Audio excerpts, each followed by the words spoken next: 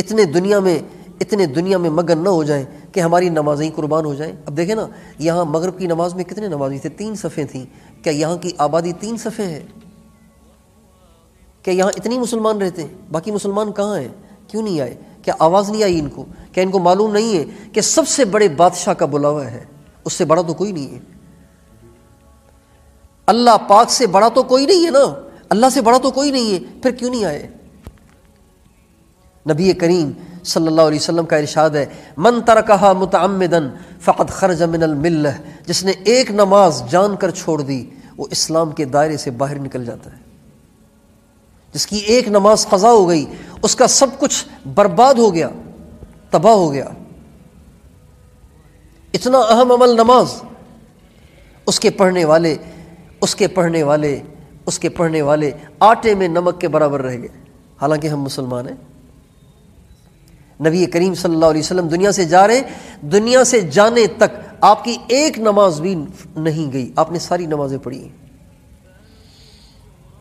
ساری نمازیں آپ نے پڑھی ہیں۔ انتقال سے 3 دن پہلے آپ کا انتقال ہوا ہے، پیر کے دن جمعے رات کو آپ نے مغرب کی نماز پڑھائی، اور مغرب کی نماز میں آپ نے والمرسلات عرفاً پوری سورت پڑھی مغرب کی نماز میں۔ حالانکہ مغرب کی نماز میں چھوٹی چھوٹی صورتیں پڑھی جاتی ہیں، مغرب کی نماز میں چھوٹی چھوٹی صورتیں، الم تر، لیلاف، انا اعطینا، قل واللہ، تبت یدا، یہ صورتیں پڑھی جاتی ہیں۔ آپ علیہ السلام نے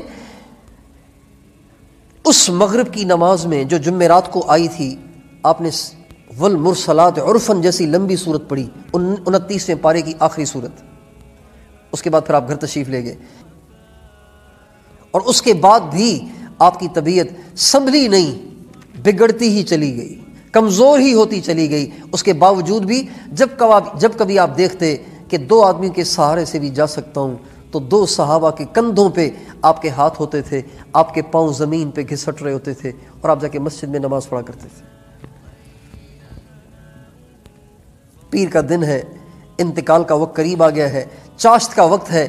جبریل علیہ السلام نے آپ کو اللہ سے ملاقات کی خوشخبری سنا دی ہے، اور آپ ساری وصیتیں کر چکے ہیں۔ سب سے آخر میں آپ نے جو بات فرمائی وہ پتہ کیا تھی؟ وہ یہی تھی، نماز نماز نماز۔ یہ کہتے کہتے آپ اپنے اللہ سے جا ملے، نماز نماز نماز نماز۔ یہ کہتے کہتے آواز دھیمی ہوتی چلی گئی، لیکن آپ خاموش نہیں ہو رہے، آپ کہتے ہی چلے جا رہے ہیں، کہتے ہی چلے جا رہے ہیں، کہتے ہی چلے جا رہے ہیں، اس بات کی اہمیت کو ظاہر کرنے کے لیے کہ نماز کتنی اہم ہے۔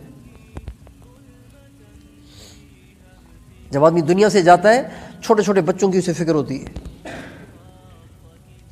جن بچیوں کے رشتے نہ ہوئے ہوں ان کی فکر ہوتی ہے۔ ہمارے نبی دنیا سے جا رہے ہیں، اپنی امت کو نماز نماز کہتے ہوئے جا رہے ہیں۔ کتنی اہم ہے نماز۔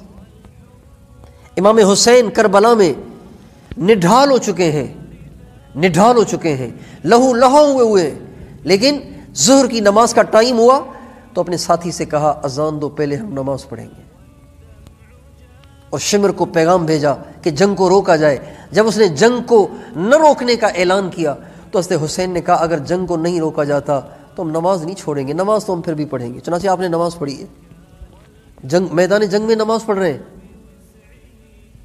اتنی اہم اور اتنی غیر اہم ہو گئی نماز آج کے ماحول میں، آج کے مسلمان کی نظر میں۔